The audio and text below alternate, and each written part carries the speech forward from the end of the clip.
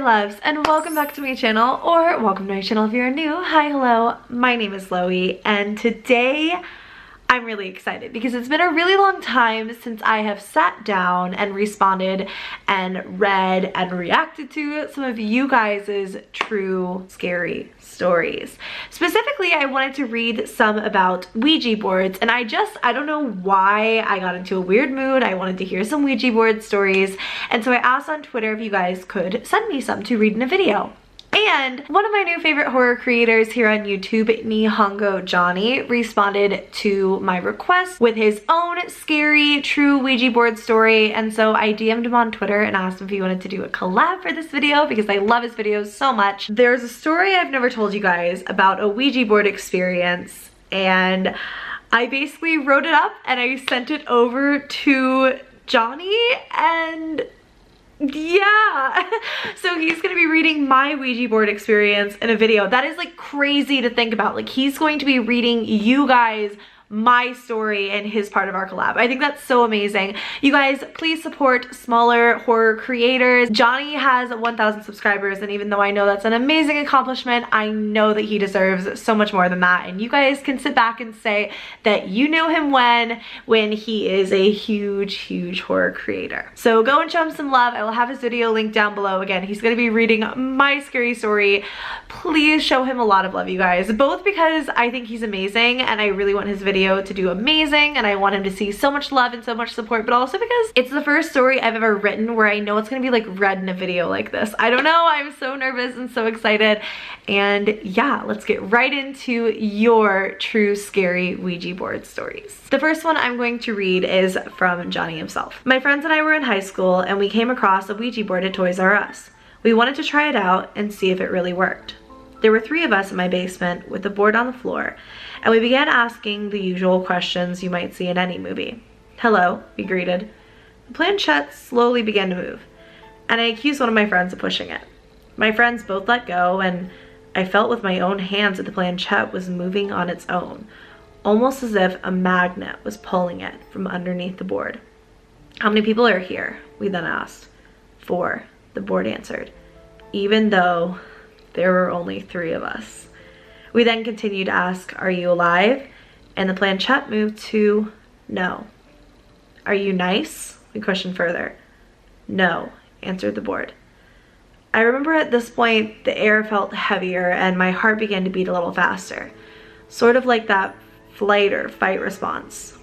What is your name? My friend Jess asked. The pointer moved its way over to one letter and then another, beginning to spell out the name of an evil entity I had previously heard of. However, as it was spelling its name out, I gasped and said the name out loud. As I did this, the planchette stopped dead in its tracks, and a millipede crawled out from under my bed, ran over the board and underneath the door. My friends screamed and we quickly got up and put the board back in its box. We didn't quite know what to do with the board because we heard there is no good way to dispose of it, and burning it could make it worse. So we stored it in the back of my garage, which at the time was a separate building from my house. That night, we didn't think much else of what had happened. However, we were still a little freaked out. I remember sleeping with my grandmother's rosary by my bed, even though I am not religious. It's funny how stuff like that works.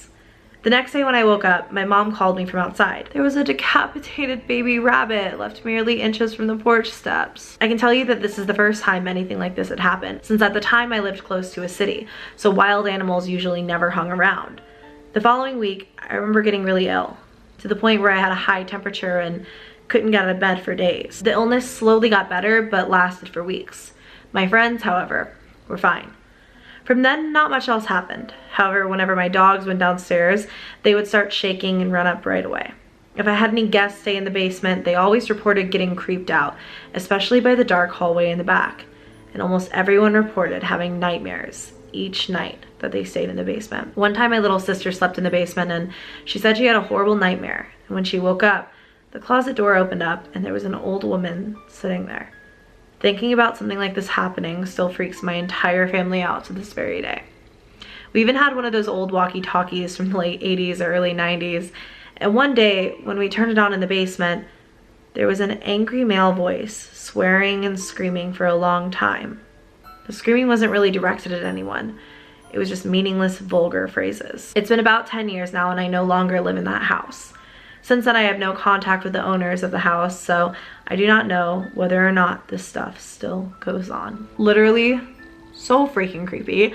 I loved getting to read that, and oh my god, I'm glad that nothing else happened, and I think we all know exactly what entity that he was talking about, but if I've ever been more sure that I don't want to use a Ouija board again, that story alone makes me pretty certain. And I'm so glad I don't have a basement that I have to look into tonight. This next experience is from my subscriber Amanda, and she includes a lot of photos and details from this, and pretty much says that I can leave out certain parts. So there is some stuff I'm not entirely sure I'm going to mention in this just because it's really dark, but trust me, even without that, the story is still so creepy. My Ouija board story is very long but eventful. Have fun reading my story, sister. There's minor things that have happened that I won't even mention because of all of the major things that have happened, though I've always had experiences with spirits my whole life.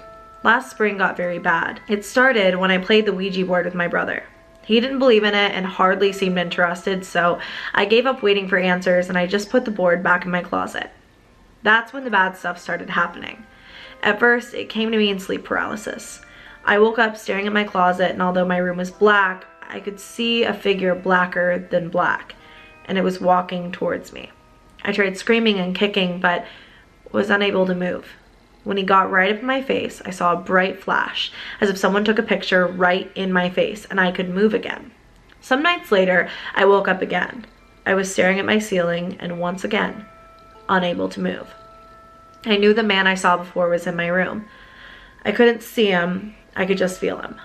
Then suddenly, I heard whispers coming from every direction saying, "Satan is here, Satan is here, Satan is here," over and over until I was finally able to wake myself up. Next, I started having psychic moments. I was predicting deaths in my dream. I would have a dream about people dying in odd ways, and the next day it would come true. It was never any personal visions. It was always strangers who ended up on the news the next day.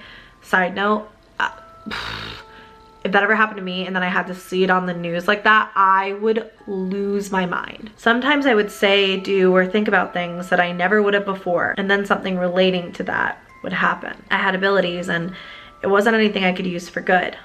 All I was able to see was death. After different small things were happening all the time, I was talking to my mom about it in the kitchen. She's always known about how attracted spirits are to me, so she tried to assure me that she thinks the presence is a child messing with me and being silly.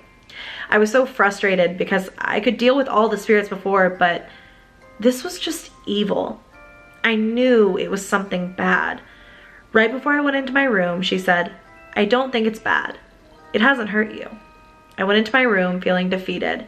She didn't believe me and went back to laying down in the dark watching YouTube. Suddenly my arm started burning. I noticed it, but I didn't think anything of it. After a few minutes, my arm was still burning and the sensation was painful and annoying, so I turned on my phone flashlight and this is what I saw. And she sent me this photo of a relatively deep-ish scratch on her arm. This happened less than 10 minutes after my mom said it hasn't hurt me. I don't even have fingernails to be able to scratch myself. I texted her a picture of the scratch and told her, because of what she had said, this happened to me. She brushed it off, and the next morning, she woke up with an even deeper scratch bleeding down her face. She too does not have any nails to scratch herself. One night, I was in my living room watching television. I went into my bedroom, and my body pillow and blanket were on the floor, when they always stay on my bed. My water bottle was also standing up straight on my pillow. That was also somehow standing up. And this next photo scares me to death. Like, just the way that, just the way the pillow is somehow like literally standing upright and then bent over, almost like a person like hunched over. I really don't like seeing that. After taking pictures, I threw it back on my bed and went back into the living room. When I went into my bedroom to go to bed a bit later, this is what I saw. The stuff I had just thrown back on my bed were now once again tossed on the floor. It was around this time that I began getting sick and maybe even depressed. I don't use that word lightly, but there was just something wrong with me. I never wanted to leave my house or see anybody. My mom started sleeping in my room because I wasn't getting any sleep, and every night was hell. I was 18, sleeping with my mom and dog, and every single night we watched my dog growl at the air. I finally told a woman who cleansed my house, and for once I felt better. Nothing happened the whole summer. until I just moved into my new apartment in a new state in August. Don't ask me why, but I brought the Ouija board with. And one night when my roommate and I were being so stupid, we grabbed the Ouija board. I am sure this is probably just a coincidence. I just saw a spider walking across the floor and there's like no spider there. I took it seriously and she didn't. She made fun of whatever spirit was listening and we didn't say goodbye when we put it away. It's been in the closet since we played it because of the things that have happened since. The first night, it wasn't a big deal. I woke up to the sound of someone moving in my room. It wasn't like they were walking around, but just like they were sitting at the end of the bed, shifting positions. I was too terrified to look, and after 2 hours of heavy breathing and my heart racing, I finally fell asleep. Little bumps throughout the apartment didn't scare me anymore. I was used to it. One day, it wasn't a little bump anymore. One day I woke up with my phone on the stand next to me where it always is, and when I went on my camera roll in the morning, I noticed dozens of pictures that were taken a little bit after 2 a.m. They were all just black. This isn't the first time this had happened. I woke up multiple times to black pictures on my camera roll in the spring when all the other stuff was happening. I got used to it then, but now it's been months and it's starting again. That's how I knew it was back. The same day, coincidences started happening. I was listening to Haley Reese, hi Haley, while doing my hair, and without even paying attention, I finished her sentence when I had no idea where it was going or why I just said what I said. I freaked out and told my roommate. Later that night, we were in the living room, and I, for no reason, sing out loud. She basically says that they made a really like inappropriate, like very offensive joke, and then just like stared at each other because it wasn't something they'd ever done before. And according to her, her and her roommate never like say things like this. They're never like offensive people, and so it was really weird that out of nowhere they make this super like bad joke basically. Not even 2 minutes later, I say out loud, I wonder if blank ever had her baby. I didn't even know she was due soon, as I had just said that she'd tweeted 12 seconds ago. She's here. I freaked out again and I tell my roommate. Very shortly later, I walked to my room to go to the bathroom. The doors cracked open and I grabbed my door handle to go run my shoulder into the door to push it open. But as soon as my hand touched the handle, the door slammed shut in my face. Not a shut, a slam. I froze and said my roommate's name, and she could hear the fear in my voice. We went into my room looking for intruders. One day a few weeks ago, after I had just gotten ready, I went into the bathroom one last time before I left and saw my cabinet was open. I haven't opened this cabinet since I moved in because all that is in there is a spare shaving cream.